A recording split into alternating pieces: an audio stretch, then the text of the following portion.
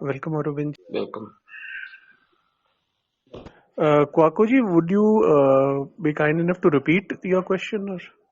Yes. So the first one, it was long. The one about me going into a room and hearing a lot of people discussing whether Sadhguru is a real guru and or a fake guru, and a further discussion in there about how there are a lot of fake gurus all over the U.S. and India and other parts of the world.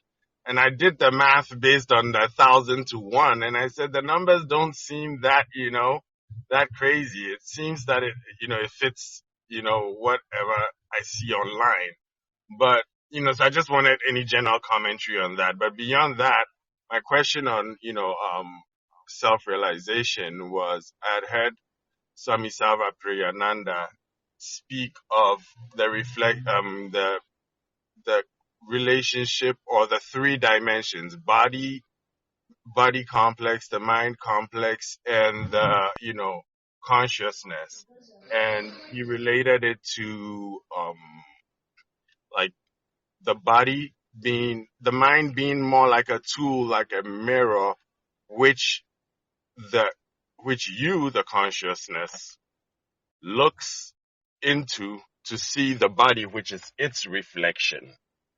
So in that, I did that, a parallel analogy to the real world, where I stand in front of the mirror itself, and when I look in the mirror, I realize that I have no relationship with the mirror, which is the tool, and I have zero relationship with the reflection in the mirror as well. So I was asking whether, in the same way, if the mind is a tool where we are able to view our reflection, which is the body, do we have zero relationship with the mind? And do we have zero relationship with the body? Or is it different, and is there some kind of relationship between consciousness and the mind and the body? Okay. To answer your first question first, regarding Sadhguru, whether he is a con man or not, Yes. it is all for the individual to decide what works for him or not. Why do you say some doctors are good, some doctors are bad? Both of them have studied in the same medical college. They are giving same medicine. For some it works, some it doesn't work. So for those it doesn't work, they call the doctor is not good. For those which works, they say the doctor is good. The doctor and the medicine do not change for the patient. It is for the sickness. The doctor knows only the sickness, not the patient. If the patient doesn't understand and tell his problem to the doctor will decide based on what the patient says is his problem. So if the patient has not told his real problem, and the doctor has misunderstood what the patient said, the medicines also will be different. So it is up to the individual what is expected out of anyone. It may be Sadhguru, a doctor, or a lawyer, or a policeman, or a thief. It doesn't matter who it is. We all have certain expectation out of certain situations or reactions or relationship which we maintain it. May it be spiritual or non-spiritual. You cannot say that majority are fools or majority are right, because majority doesn't decide the right and wrong. Majority is only just a number. But for you, what works or not works, only you are the judge for it. And based on somebody saying something, you cannot judge anything in the world. So to know whether Sadhguru is a con man or not con man, you should have one-on-one interaction with Sadhguru. Experience what he is, your interaction with him, your relationship with him. You will have to decide whether he's a con man or not. I am not a person, or nobody in the world is. Not a one person can tell whether the other person is a con man or not, because you can tell only about your experience with other person.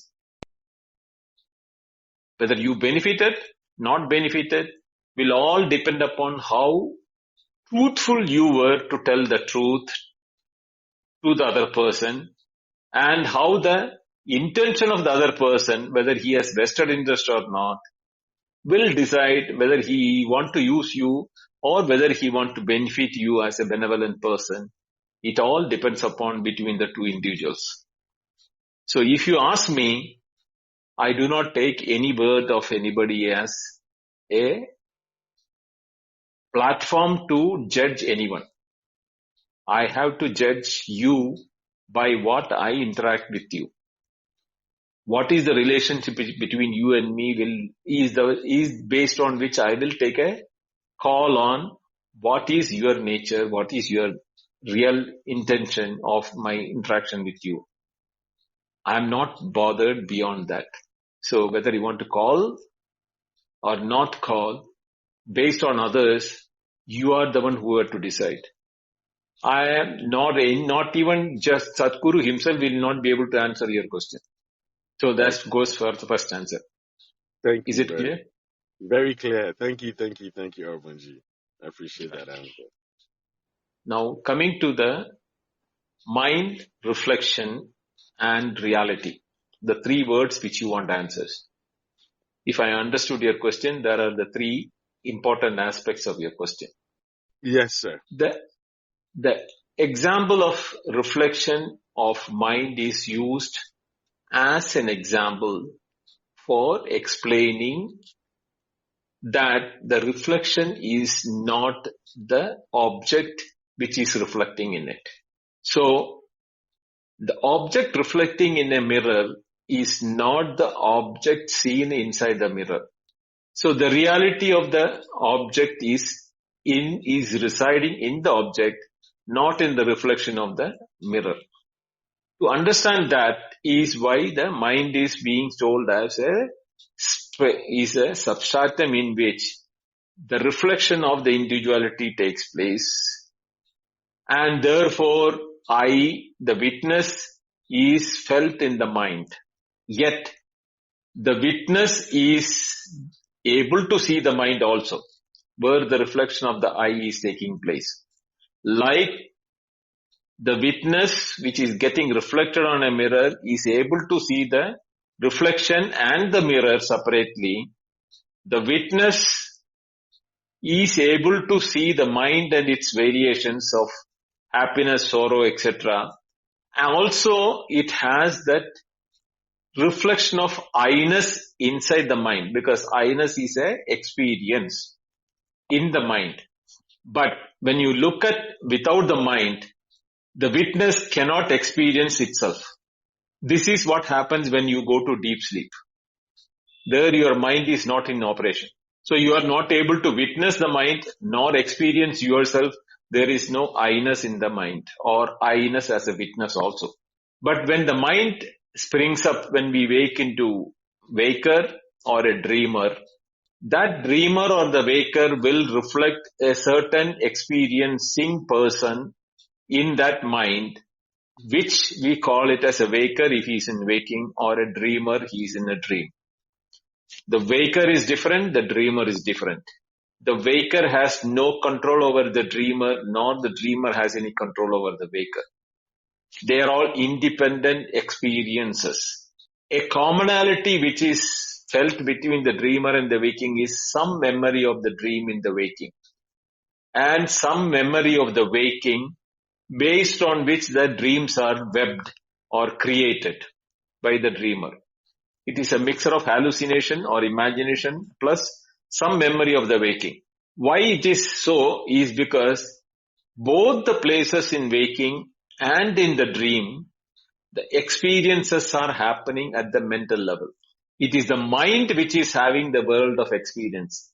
The world is seen separate as objects outside, reality with everything, solidity, gravity, light, lightning, fire, heats, cold, everything is real in the world. But the experiences of everything which is appearing to be outside the mind is felt in the mind. If your mind is not in operation, even if the object is in front of you, you will not see it.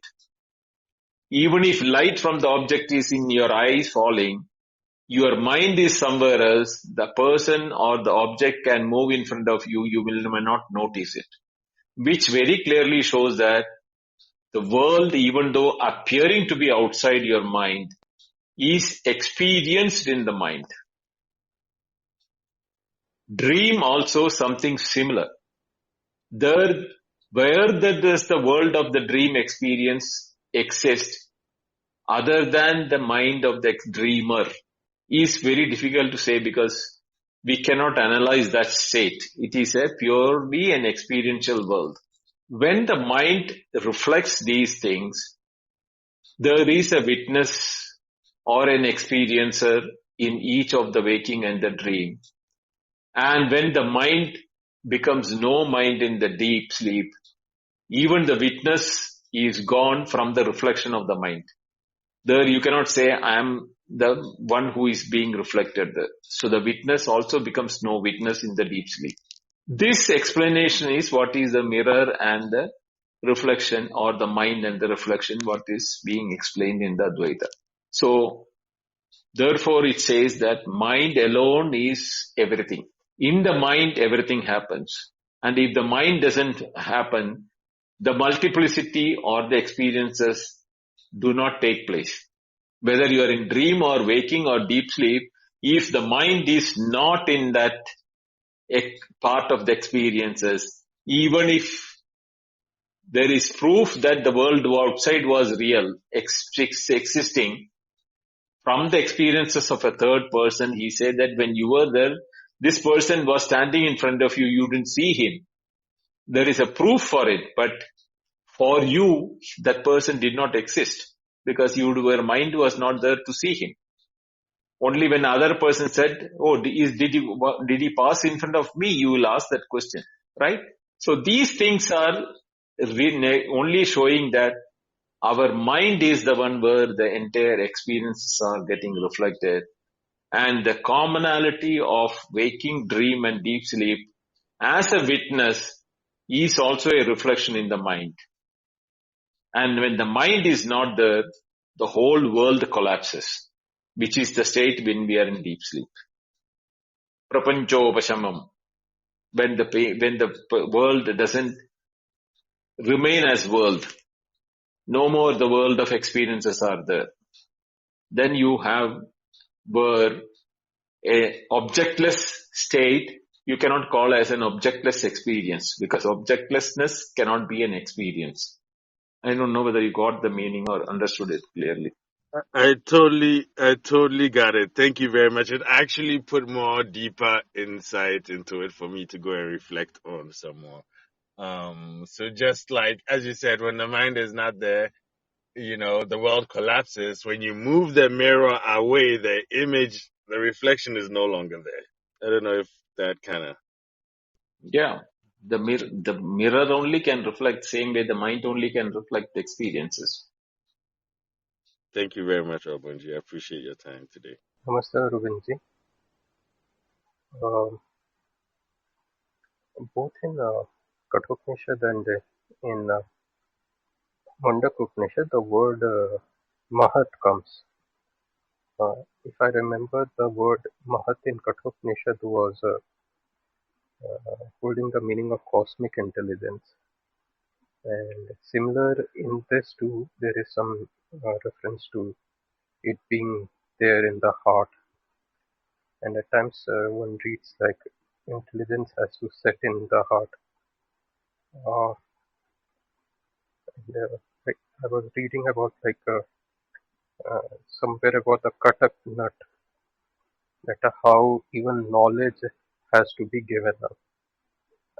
Meaning, am I on the right track when interpreting the meaning that intelligence has to settle in the cosmic intelligence, and the the prior intelligence is that of the learning of the usual kind, and that has to be complete, and that's where the word Mahat is coming in.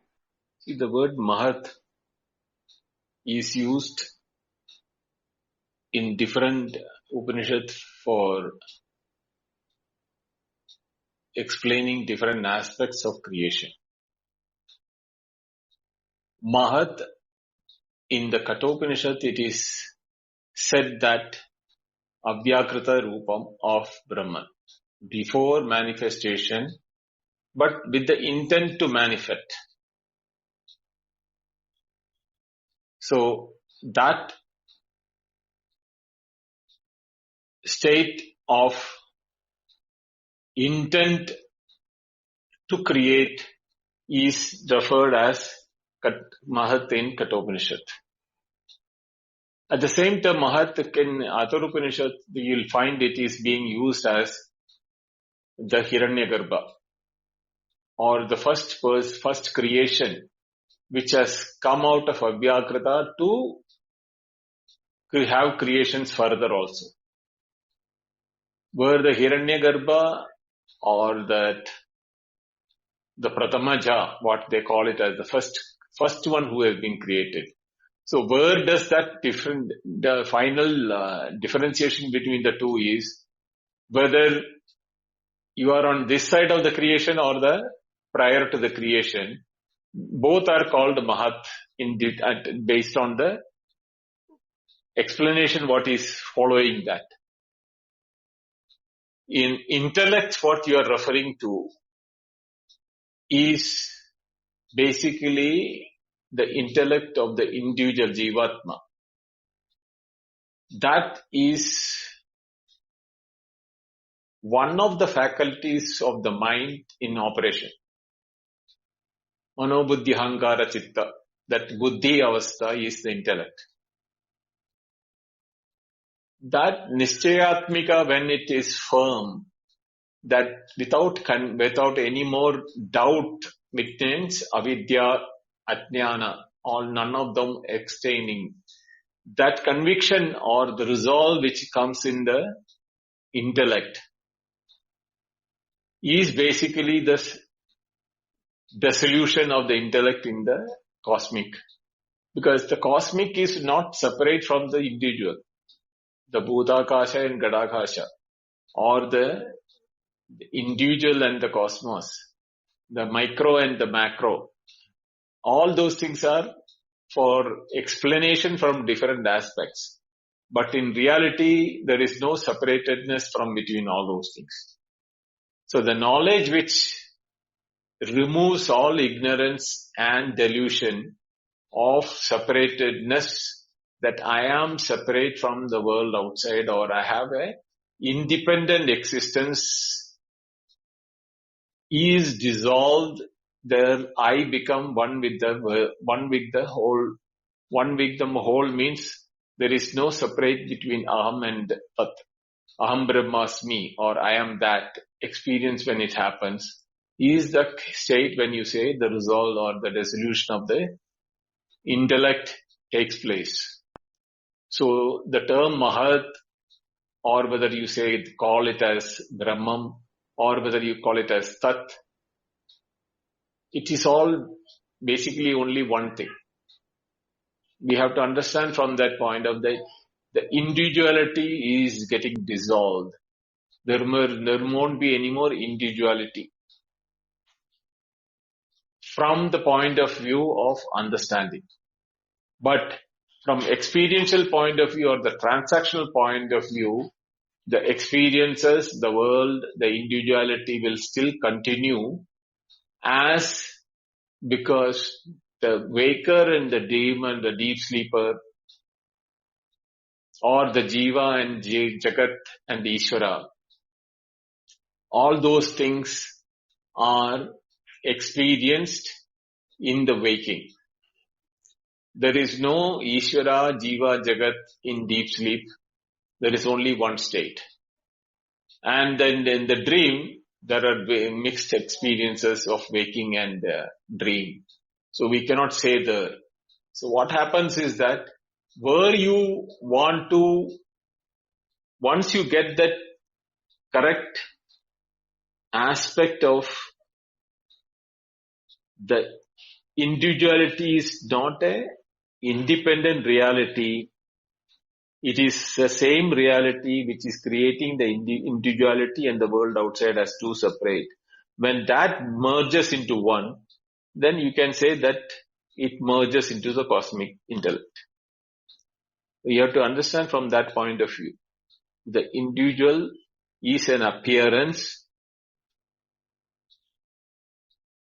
and the world is an appearance.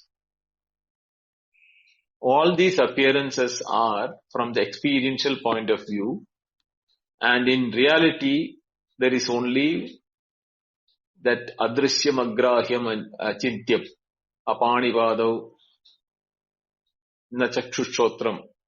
All those things which is negating that, and when it is say that ekameva advitiyam brahma, that only is the reality. And that reality is appearing to have become many, or is appearing as I and the world outside. That when you intellectually resolve it, there is conviction that these are not two separate. That is what you explained in your own terminology as the Mahat dissolving in the Mahat, intellect dissolving in the Mahat. Thank you for your opinion. Bindu, can you help just in everyday language, just bridge the gap for me on Mundaka, this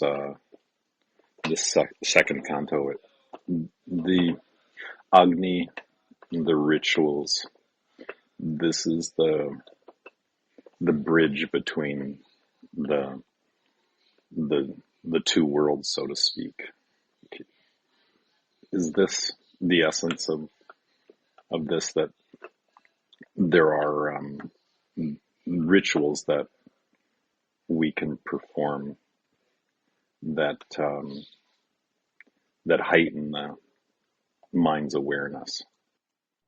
Actually, these 6 mantras which are there in the second kanda of the Pradama Mundakam is to highlight that, especially to those people who are listening to those Upanishad, the Vedic period of time, they know that language only. So today to decipher that language and to understand that has no relevance at all. In the sense that today that nobody is doing that type of a yajna, yaga. Nobody is able to even understand the objects or the materials which is referred in the yoga yajnas, in the Kalpa Sutras and Nirukta, Mimamsaka, all those textbooks which are referring to them. Some of them have lost parts of it, some of them have no continuity. Such issues are there. Basically what the Upanishad says is that these yajnas and the activities which are, whether you can call it as a Samaritan activity or a ritualistic activity of a devotee or a person who is into, the yagas, etc. They are all so dependent on the time, space and the objects which are used in that. Any error, even the slightest of the error, will take you away from the desired result. That is why in the 7th mantra it says that it is just like a weak plank trying to cross over a very dangerous river. you will not be able to cross it because the plank itself is weak. Lucky will be you if you are able to do that with all concentration, with Shurasya Dara Nishidadurattaya Durgam Patastat Kaviyo Vadanti. That Kathopanishad mantra, were walking on a razor's edge. Here it says a weak plank, that's all. So, or a boat which is very susceptible to breaking away or giving way when you are trying to cross a ocean. Different examples are only showing that the concentration and the effort required is not what will lead you. It will lead you to those world where the experiences of the actions will be there, but when that is finished, you have to come back to create more, because action is within the time and space. So it has got a diminishing value and a time related, existence. So anything which is within time and space will have an end, and that will have to be reset. So if you want to be totally free from any of these limitations, you have to go beyond time and space. And which is beyond time and space is only the knowledge of the reality. Because it is from the reality the time and space and the existences all are appearing. So if you want to cross beyond the time and space, you have to cross beyond these to the state of reality. That is what the Upanishad is going to come in the second 6 verses, mantras of the first kanda, second kanda of the first mantra. How does Agni and Yagya help that transition? That is all poetical, Patrick, very poetical. The flames of the Agni is merging with the sun, rays of the sun, and then the karma or the result of the action, yajna, what is being offered, becomes invisible form of fruit, and it is taken by the sun rays to the Brahmaloka and kept it there for you to, after your death, you go there and your fruits will be waiting there for you to enjoy. If you really believe it, you can go. It's metaphorical in the sense that it's metaphorical and metaphorical, and it's not. It's also making you feel that there is no guarantee what is being told, because nobody has come back and said it is right or wrong. And it helps bring the awareness of that transformation. In that metaphor, it characterizes that transformation that the mind must go through. It is a poetic way of explaining that. How will you understand the mind of the poet? It's funny because every time when I go north of Delhi into the mountains and with teachers, all of those yagyas I go through every time. Is it not common anymore in India to go through the fire ceremonies? And it's every time I go, it seems like that's part of the process too. Do all of you not? I know you don't, but to have the havan, is that not an everyday ritual for Hindus? Not every household or every place there are there are people who believe in it, but what they are doing is they have modified those things to present day availability of material. They are not able to do even what they have been told exactly in the Kalpa Sutras or the Grihya Sutras, and so even lighting a diya is that same ritual, just on a today they may be using a cigarette lighter or a matchstick or something to start a fire. Those days they had used the Uttararani, Antararani. They have to rub the wood together, and then you have to use certain type of grass. That grass is nowadays nowhere available in India, but they have substituted with some other grass now, which is similar in nature. So climate has changed, time has changed, so the rituals also have changed, returned. But the Veda itself, the mantras of the Minas say that anybody deviating from this will not have a desired result. But people still have faith in that, and they continue to do that. I mean, it's all basic act of faith only, no? One thing which I'm not able to understand is that when the Upanishad is very crystal clear in telling that the truth is this, whatever other than that is only a dependent reality on that reality. See that ultimate reality through the dependent reality, because that is why the dependent reality is there for to know the reality, because you thought you are dependent on the world outside for your individuality and the existence of the individuality. But your reality is that you are neither the individual nor you have a dependency on the dependent realities for your own existence. Know that reality is your real nature.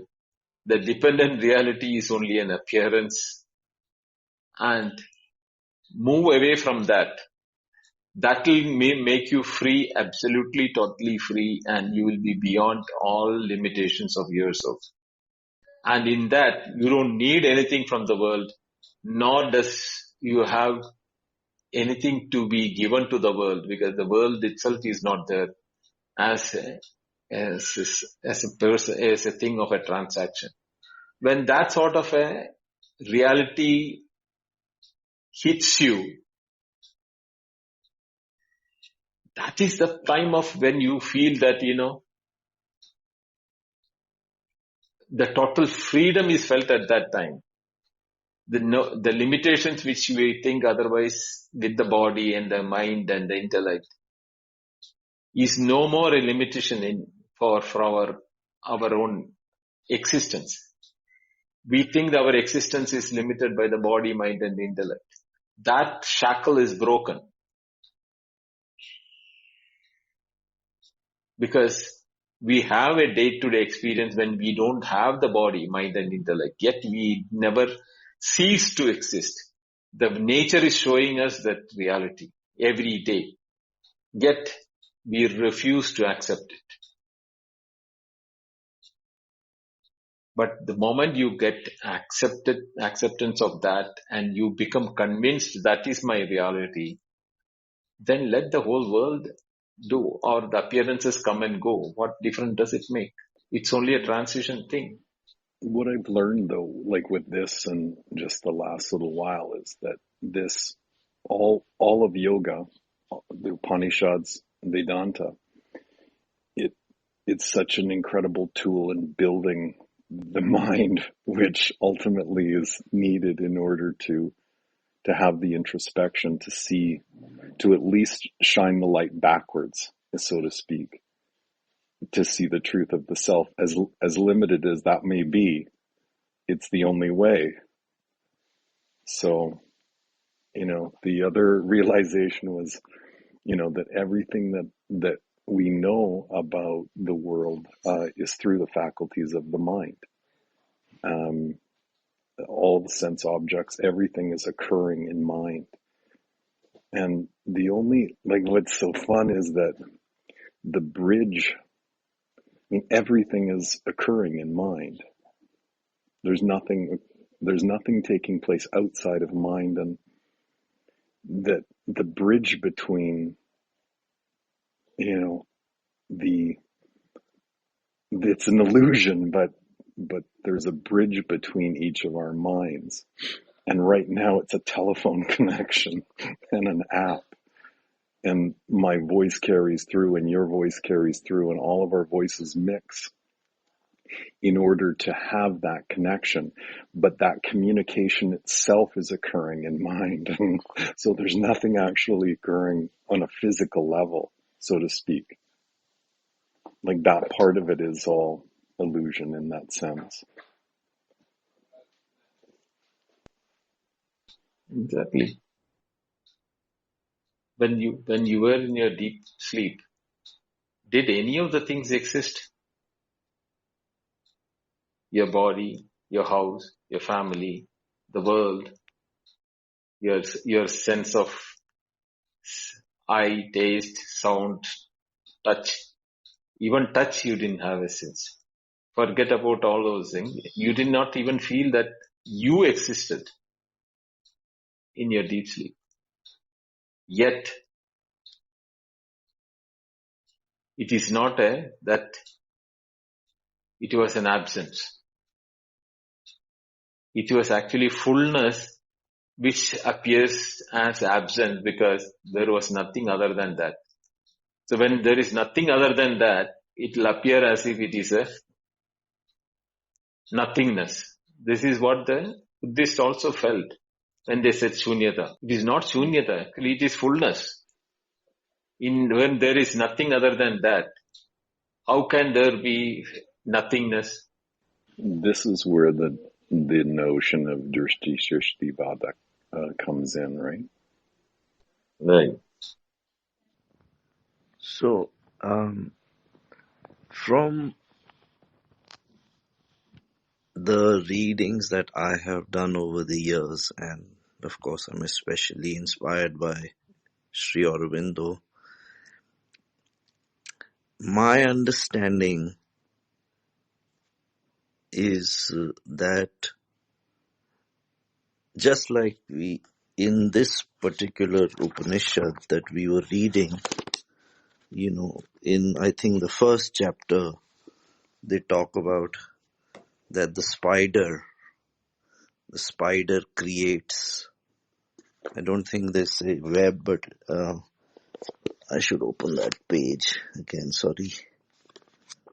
The spider, as this is Sri Aurobindo's translation, of course, as the spider puts out and gathers in, as herbs spring up upon the earth, as hair of head and body grow from a living man, so here all is born from the immutable.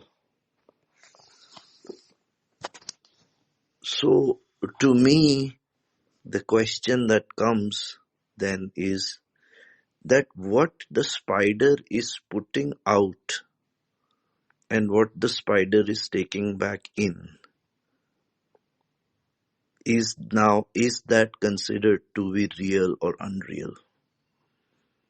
So, if we consider the spider to be real, and if he can put out something from within himself, so then, for instance, is that thing fundamentally different from the spider? Just like the herb, we talk about the herb springs from the earth. So, if something springs from the earth, is it fundamentally different from the earth itself? So, this is a beautiful example that I have heard from Thich Nhat Hanh, who's a Buddhist master. You might have heard of him. But he talks about this idea that, that if you look at a flower and then you see a flower, it's beautiful. But if you look at the flower deeply, where does the flower come from? There was a seed that was nourished, it grew, and then, out of it came a flower. So for all of that to happen, what is it that created the flower? There was a seed, there was the sun, there was the earth, there was the water, there was the air. So in essence, if you look at it very deeply, at the flower, you realize that all of those exist in that flower.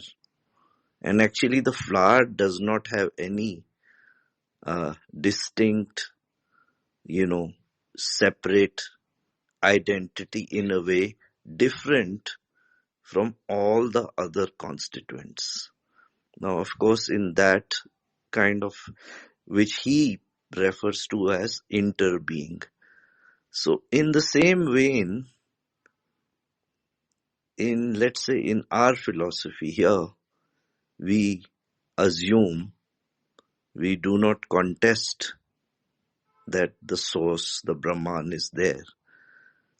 So what comes forth from the Brahman, how is that different from the Brahman?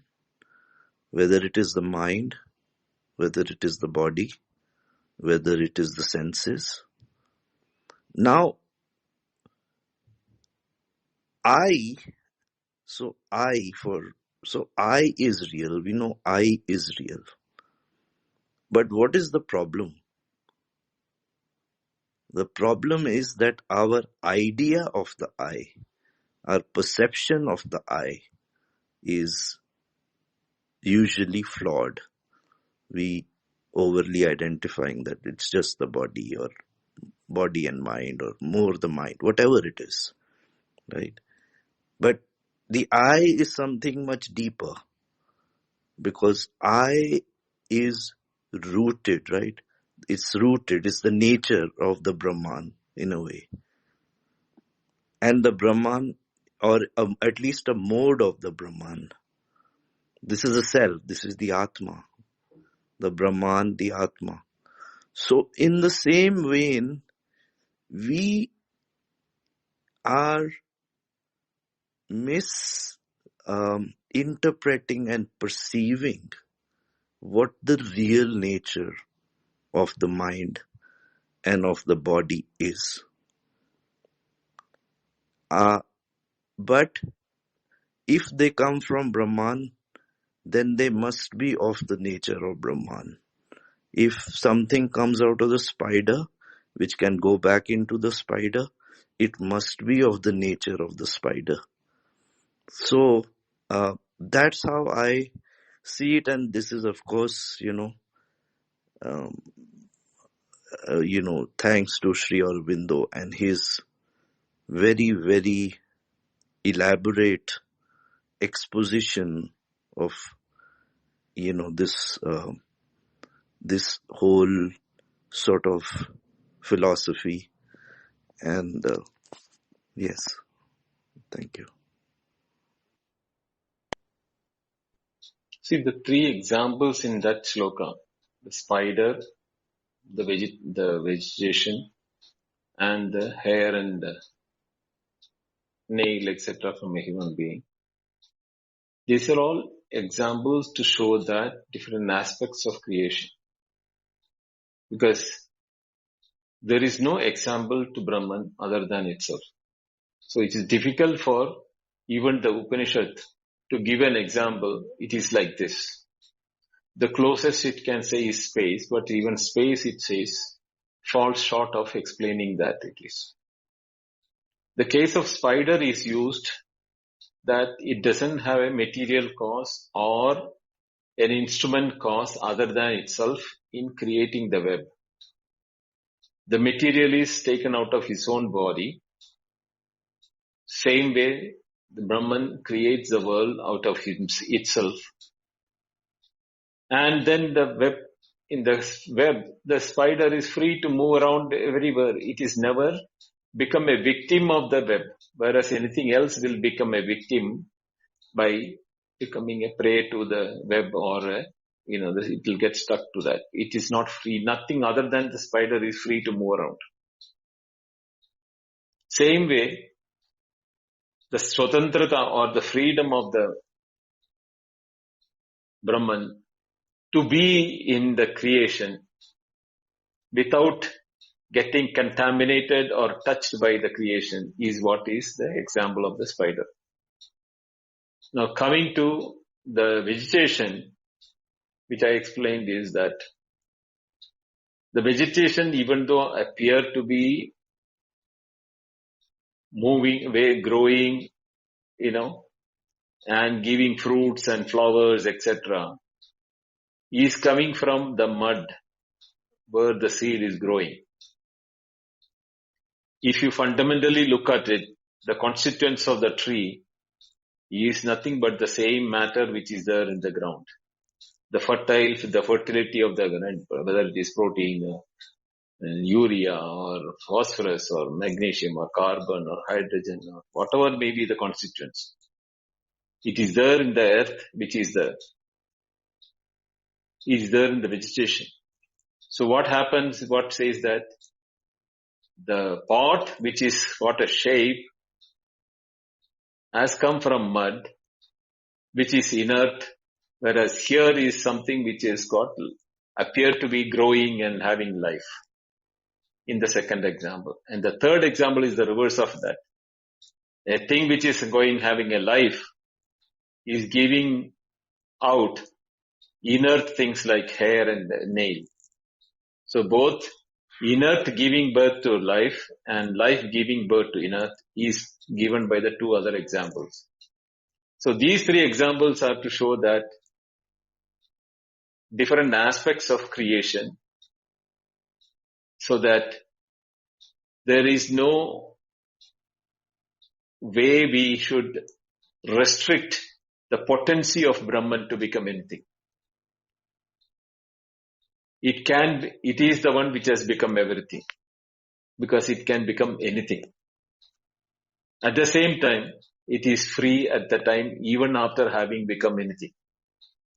If it is free from having become anything, that shows that it has not really become something other than itself.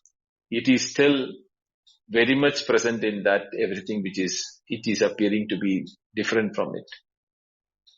This is where, when we say that example of the sun, the moon, then earth, when Nache said about the flower, and that presence of them in the flower is not what we do not see, is because everything is in the form of consciousness or awareness. Whether the sun, the moon, the wind, the water, the earth, etc., everything is consciousness, awareness, Satchidananda.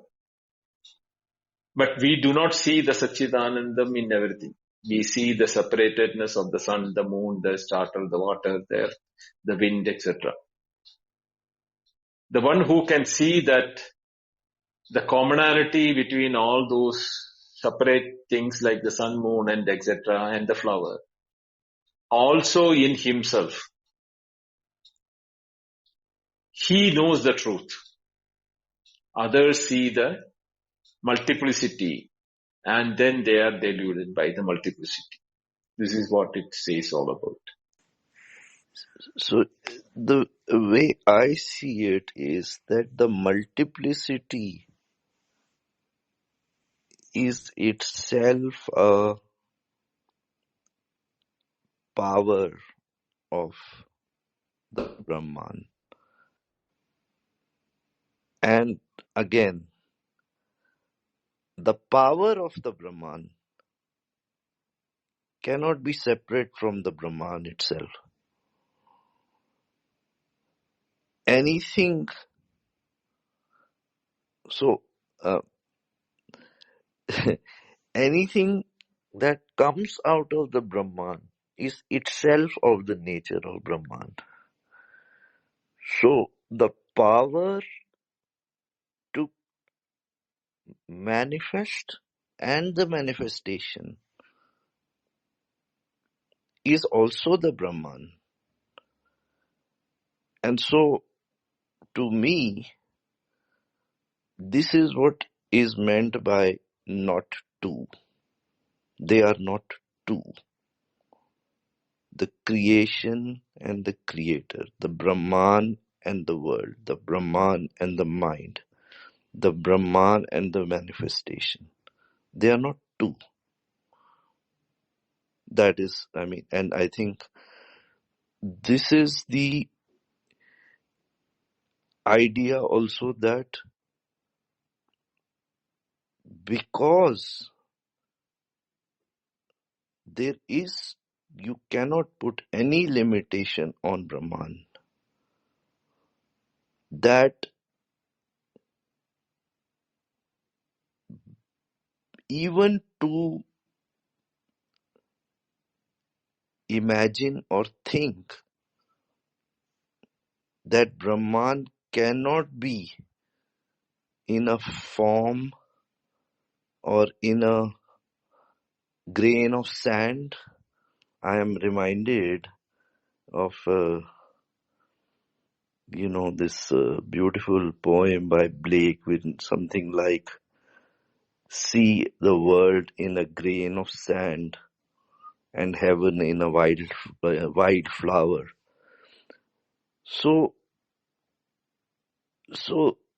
there is no limitation, and the mind,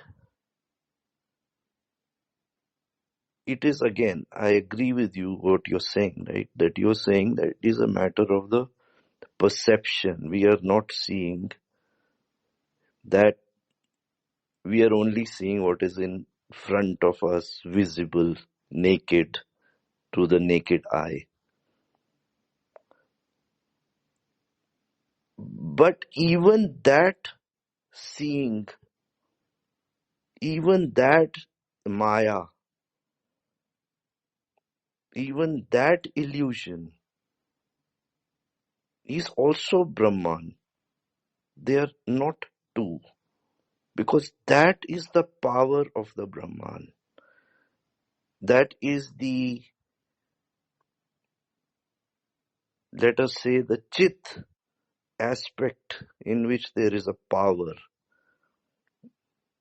that I am trying to not steer into other terms. Of course, there are many, many terms in our, culture for this, but I'm not going there.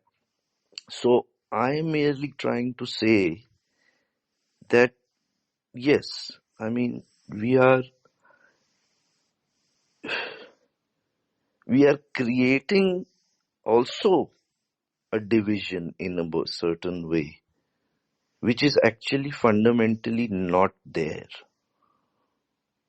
By saying Brahman, mind, body, we are creating a division, because actually mind is Brahman, body is Brahman. Anything that comes out of anything, the example of, if from a ocean bubbles come out, or some, or foam comes, or some other thing is there, it's still water. If there is gold and it is made into different ornaments, it's still gold. That quality can never go out of it. Now, the limitation of our perception, now that is a matter, that is a different matter. The reason that limitation exists is why we are discussing this today, why we are even, in a way, individuals. Because if that power was not intrinsic there, we would not even, there would never have been any separation. So the separation itself is as much a part of the union in a way. The sameness and the difference, both are the qualities of that which has infinite quality, which has no limitation, which is absolute, which has that no mind can put any limitation on it, can ever fathom that there will be something that it is limited by.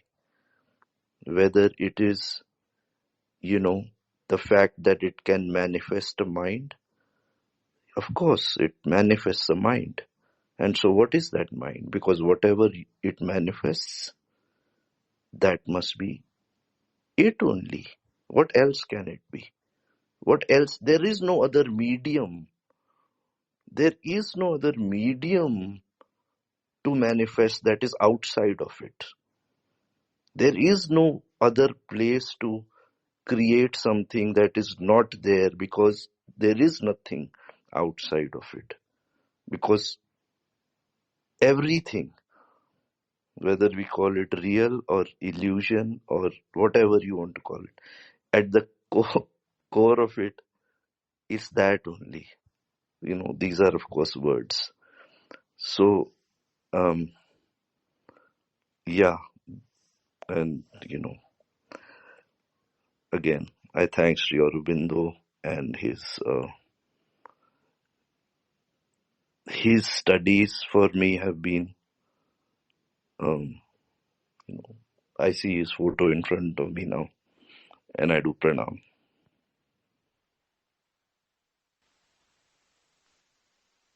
Yeah, that was beautiful. The real illusion that I've illuminated is that it's not the manifestation is not an illusion, because that's denying Brahman itself. The illusion is the mistaken belief that is who we are. That's how I take it now. The illusion is the mistaken belief that we are an illusion, or that we are not Brahman. That somehow there is anything within our comprehension, whether direct or indirect, that can be not Brahman. Because what can be outside of Brahman?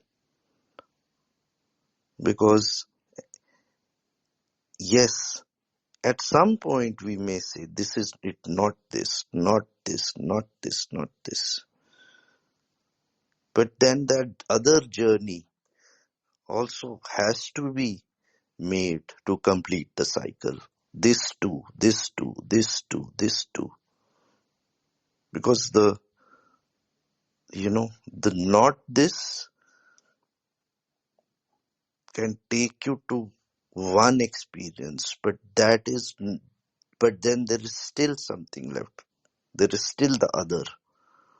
The illusion, so-called, what you call the illusion, has not been integrated. So then when that illusion is integrated and its true nature is seen more and more, which really actually is coming from that deep, if you will, place of connection, perception, because only that consciousness can perceive that there is no separation, no outside, no inside, no, there are no divisions in this. There are no, you can't cut it.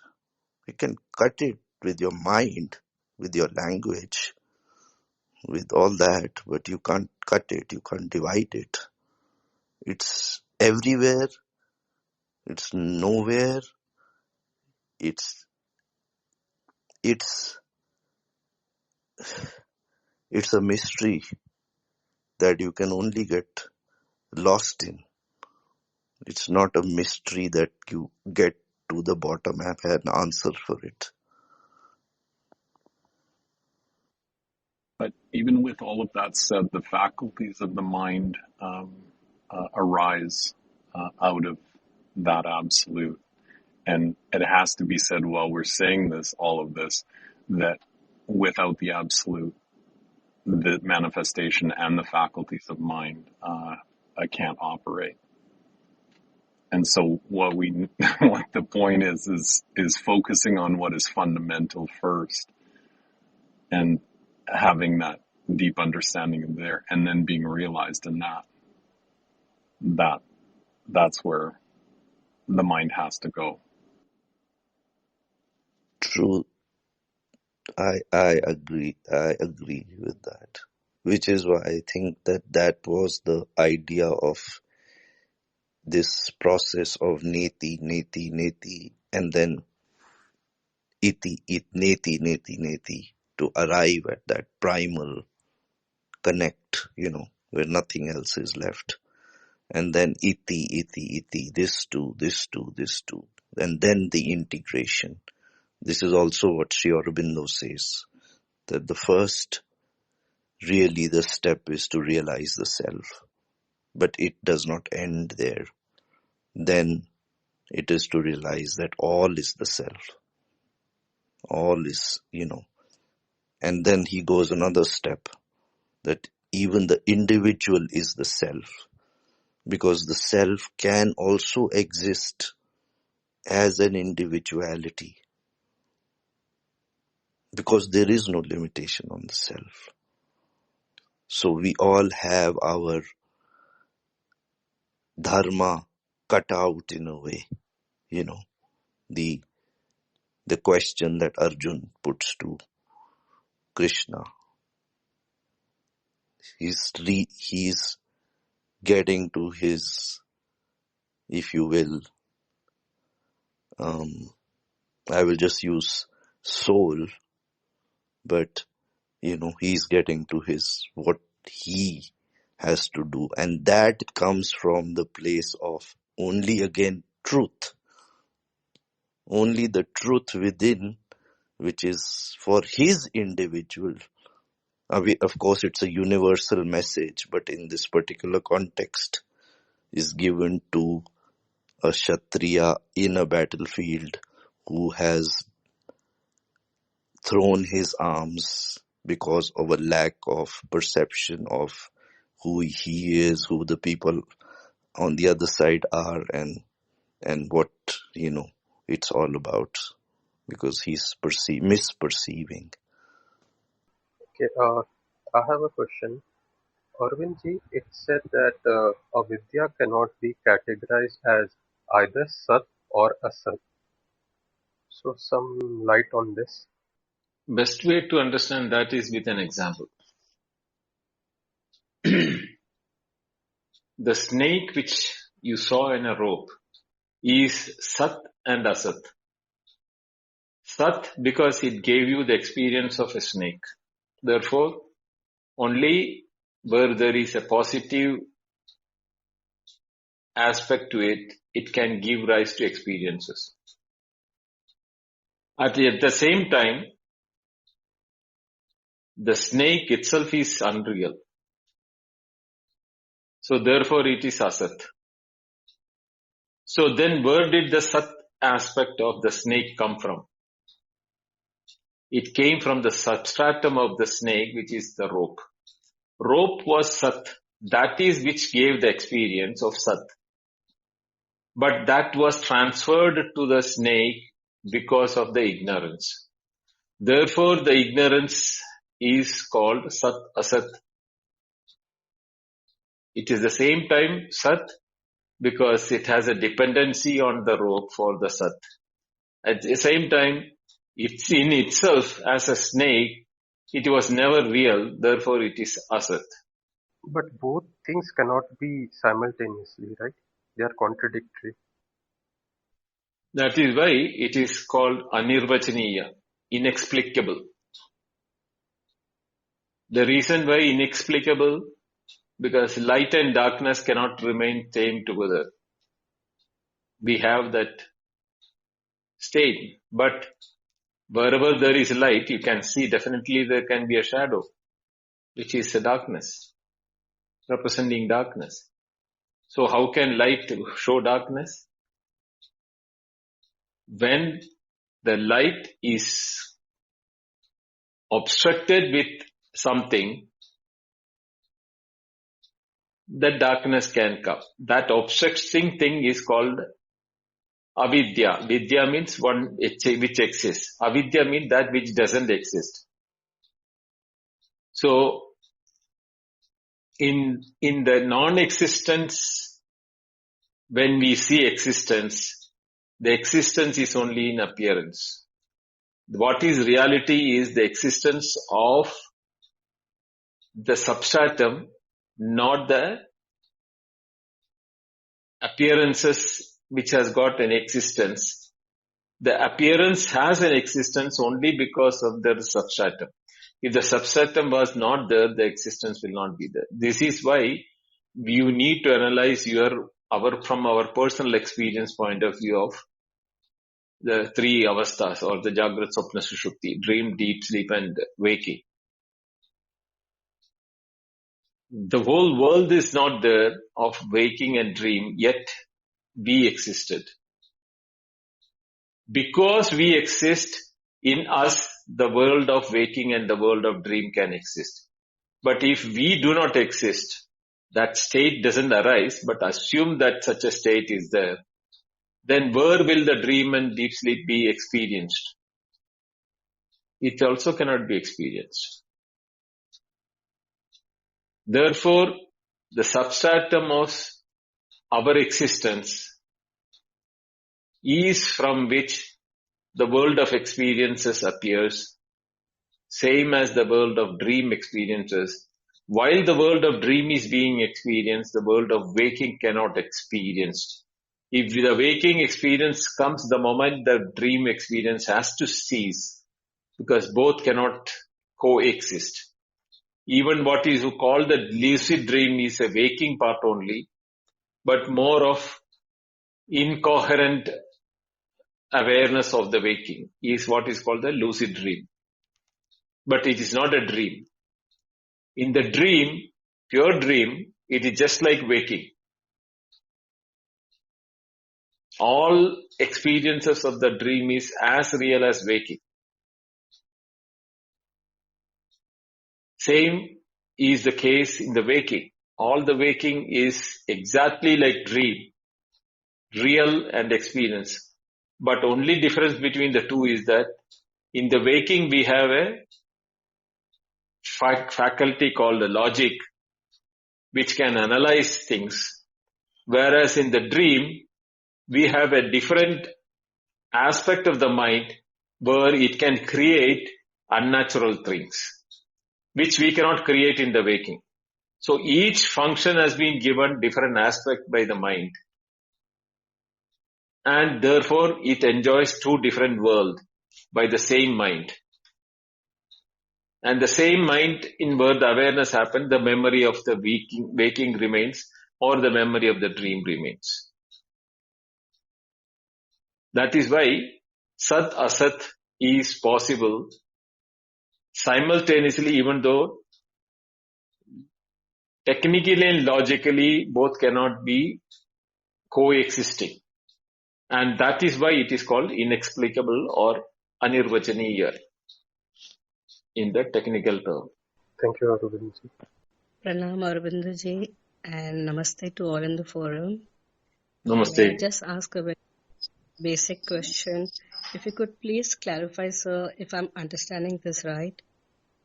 The Manduka is stating that the self and Brahman cannot be gained from chanting the Vedas or doing these yagnas, but it comes from meditation, self-introspection. So if that's the case, then why are we so much after the knowledge path? Why do we wish to learn the stotrams and learn Sanskrit for the chantings, read so many scriptures, when all we need to do is sit in sadhana, self-realization through meditation? Sophie, the problem is that we do not have direct control over the mind, which can be done in the meditation. The mind needs training.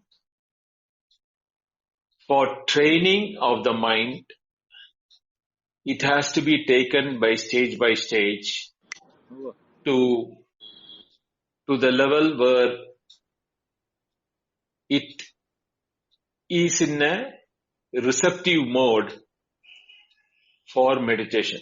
For that purpose, when we need to train the mind, first and foremost thing is that the relation with the mind and the related things which mind can get hooked on to have to be understood. The mind can get hooked on to sense organs or sensory inputs. Of all the 5 sensory inputs, sound is the most powerful one.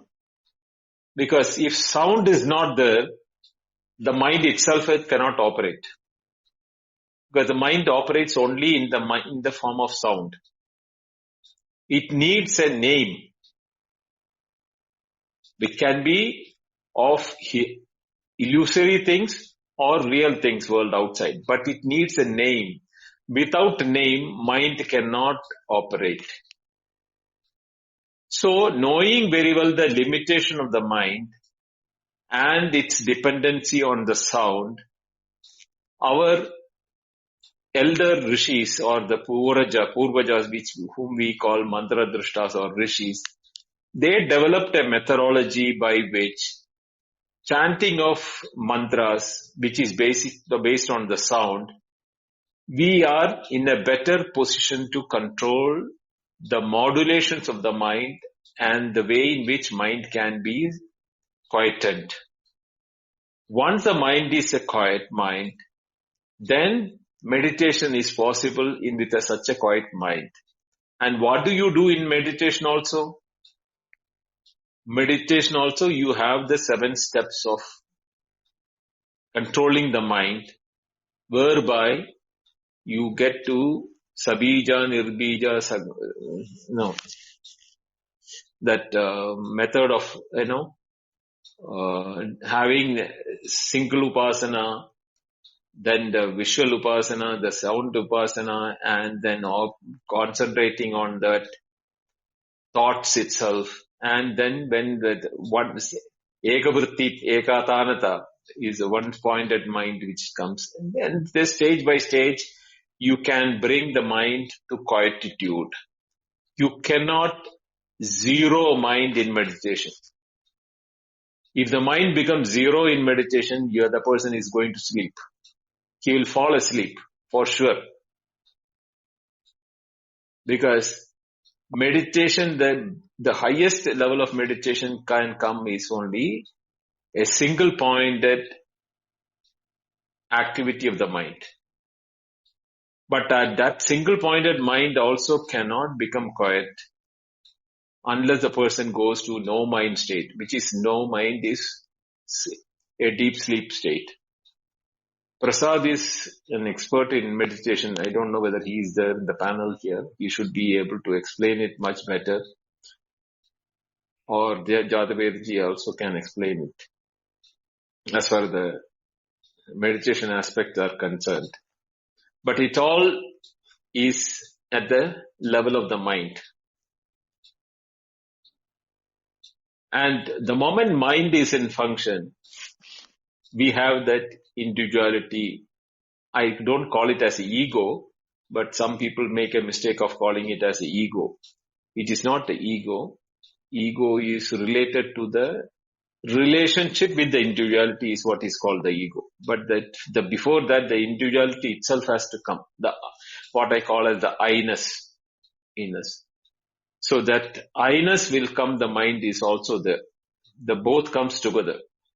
It is in the mind the I-ness comes. And then therefore the world comes. So if you are able to do in a mental meditation, that where does that I-ness come and how does from the I-ness the world of objects come? That process can be methodology in which you can scrutinize and analyze to have more and more self-control on your own mind. Then you will be able to succeed in your mind. That is why the mantra, Veda, this also are preliminary to, like the kindergarten, the stories or A for apple, etc. were given for a child to develop the alphabets. Like that, the sound is required for the initial control of the mind. That's wonderful, sir. Thank you. I have a question, Aravinda sir. Yes, Lata. After this Advaita knowledge also, there is attraction with the Ishta Devata to do, puja and all that. I cannot think of a day that I cannot, I'll stop doing the puja. So can you explain what is going on there?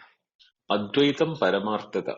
Once you know the truth, then all activities become apparent activities. There is no more doership in it.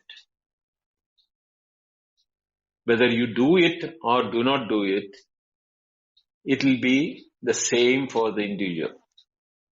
But if the individual feels that by not doing it, he is feeling miserable, means he has not understood what is the reality.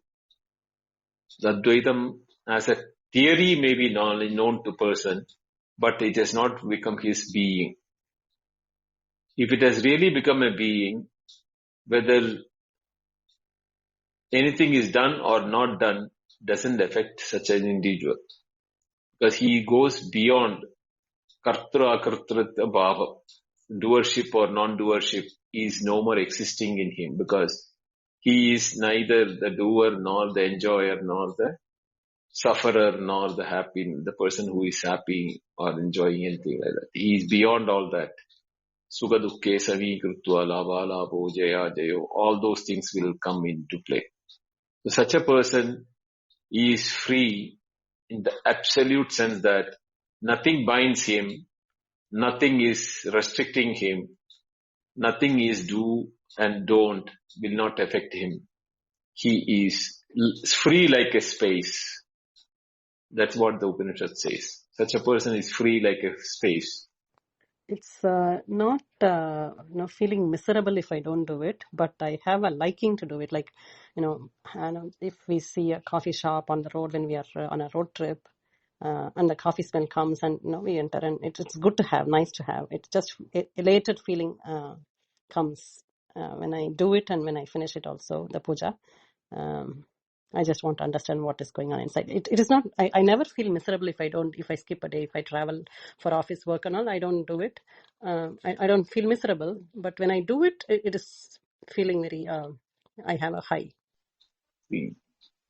It has to be seen from a point of view of pure Advaita. And if I may call it, practical Advaita. These are two different things. Practical Advaita is maybe what Patrick was saying, or what Lata was explaining, is in the sense that theoretically Brahman is the reality, everything is out of Brahman and all. But at the same time, there are restrictions to us. Restrictions in the sense can be positive way also. Feeling happy about doing certain things. And, in my opinion, in the pure Advaitic sense, there is no restrictions, no experience, no doership. In that one, who is there to bind you? Which is the activity which can bind you? Which is the time or the space that is limiting you? It is that oneness which is seen everywhere, experienced everywhere. So where is the speciality for any space? Where is the speciality of time for it? At the same time, does nothing exist? No. All the appearances are there, but the appearances are appearances, and in the appearances, the substratum is the reality, the appearance is only an appearance.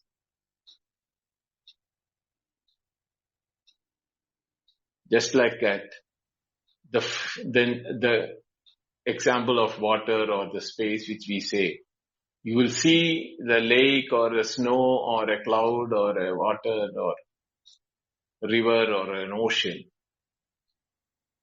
The one who sees water in all that sees the water. The one who sees the name and form of the different ones, they will see the difference, They may know technically the water is the one which is the same thing, but for the reality is the differences. For the other person, the reality is the water. This is where the difference between the two comes. Practical Advaita and the pure Advaita. So, which gives you comfort is your choice. I won't say both, that only one side is right. No.